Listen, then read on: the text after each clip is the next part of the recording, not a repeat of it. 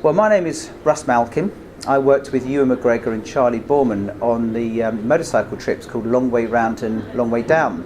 And on both of those trips, we wanted to raise money for a children's charity. And we started to work with UNICEF, and we've been so impressed by UNICEF and the good work that they do, that when they asked me if I wanted to do the Morocco trek, of course I said yes. Now fundamentally it was for two reasons. I'm an honorary fellow of UNICEF and I'm very proud of that, and I wanted to raise money, but also I'm doing a book called 101 Amazing Adventures of the World, and that book is about inspiring people like you and like me to go off and do great adventures around the world, but at the same time, if you can, raise some money for charity or do some good at the same time. And with these UNICEF treks, you have a wonderful opportunity to do both. Enjoy yourself and do good at the same time. So that's why I'm doing the Morocco trek, and I'm really looking forward to it. Well, training in preparation for the Morocco trek, I have to say normally I'm normally on a motorbike or in some cars or trains or tuk-tuks, etc. So I haven't really done a lot of walking before, so the bit that worries me, I suppose, is that I won't be fit enough. But I'm hoping that ultimately, just if I keep plodding one foot after the other, eventually I'll get to the end.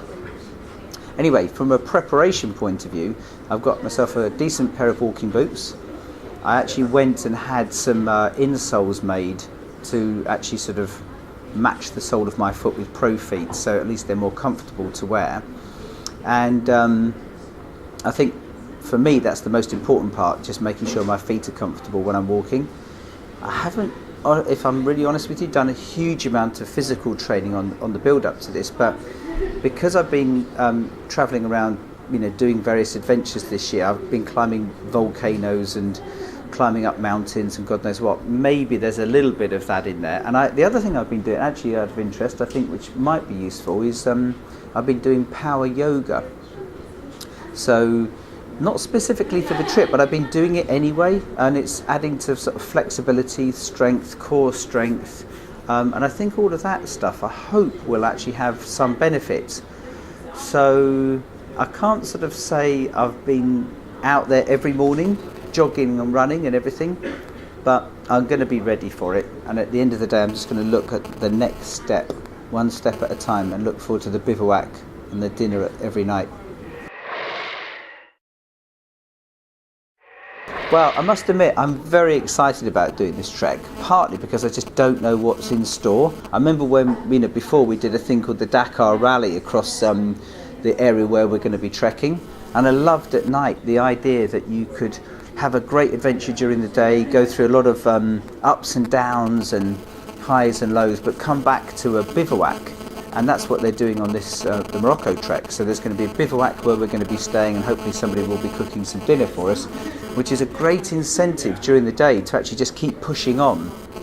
And also I quite like deserts. I like the sort of remoteness. I like the fact that we're going to be away far from the madding crowd, as it were, and away from technology a little bit, although we're going to be filming it. I quite like the ability also to have time to think. So if we're just walking and you're plodding, that's very unusual nowadays. We're all so busy and running around. It's quite nice just to sort of get away from it all. So I'm very excited, but equally I'm a bit nervous because I'm probably not as fit as I would like to be. I hate the thought that you might end up having blisters or twist your ankle and you couldn't finish, because I do want to get to the end. So mixed emotions, but the thrust of it is I'm really looking forward to getting out there. Well, if you'd like to follow us on the Morocco trek, there's a number of ways in which you can do that. There's going to be UNICEF blog, the UNICEF Facebook page, and the UNICEF Twitter. And we're hoping to upload video as well, if we can, at the end of each day's trekking.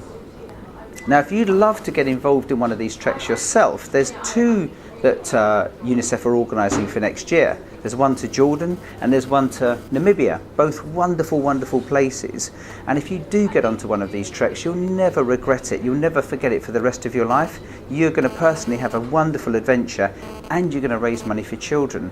I mean, what possibly could beat that as something that you've done in your life? Now, if you'd like to get involved in that, go to unicef.org.uk/treks. but do it quickly because the places are legitimately filling up, and when they are full you won't be able to get in.